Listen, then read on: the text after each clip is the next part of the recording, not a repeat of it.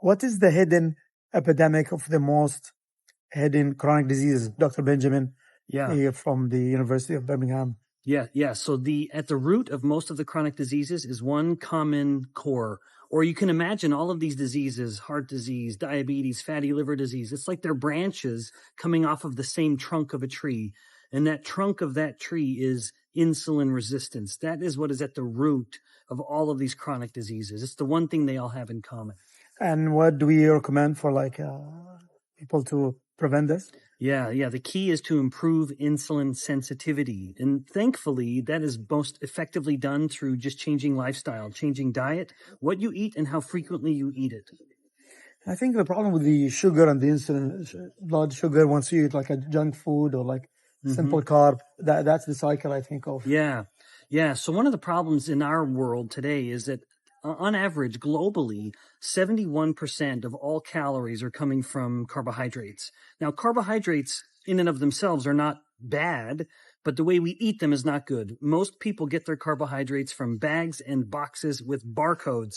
And this means that they're going to be very refined starches and sugars. And so blood glucose levels will go up very, very quickly and then usually come down quickly, which makes the person hungry. So they do it again. Then they do it again. And underlying all of this, while the blood glucose levels are going like this, the insulin levels are always up, constantly fighting this the silent war. And as insulin is up too much, it causes insulin resistance. It stimulates weight gain. So the key is to take all of this and turn it into this. And that allows the insulin, which has been so high for so long, to finally start coming down.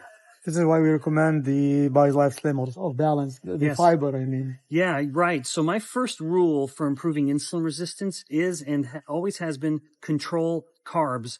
And the best way to do that is to take what has been removed and put it back in, which is fiber. Very often when a food manufacturer has made a product in a bag in a box with a barcode, they've taken out the fiber. They don't want me and you to feel full. They want us to want more and to be hungry. Fiber fills us up too quickly. It slows things down in a way that is helpful for us, but not helpful for a company that's trying to make money by selling us more chips and cereal and sugar.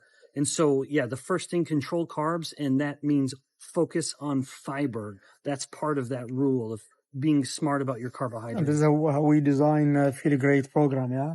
That's right. Fiber and Unimate, intermittent fasting. Yeah, that's right. Yeah, so the fiber helps with the control carbs part, especially, but so too does Unimate, because yerba mate has molecules in it like ferulic acids, chlorogenic acids, the saponins that will help with glucose control, but that is very relevant also with fasting. It can be uncomfortable to fast, right? We want to eat. Yeah. And so we have to learn the mental discipline to tell ourselves, I don't need more food. I'm okay right now. I can go these number of hours without eating, and Unimate can help with that tremendously. Those chemicals will not only signal to the brain to tell the brain that it's full, but also to the intestines. In fact, I remember vividly, I'll never forget, when Unimate was first released, I remember hearing some distributors say, it's so bitter.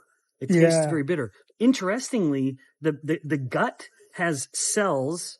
The gut has cells that will sense the bitter molecules, and it will tell the brain to not eat. And so as much as people want to complain about a slightly bitter taste to yerba mate and Unimate specifically, don't apologize for it. Say this is part of the mechanism, because when we taste something bitter, it tells the brain to eat less. And Dr. Benjamin, thank you. Thanks a lot. My pleasure.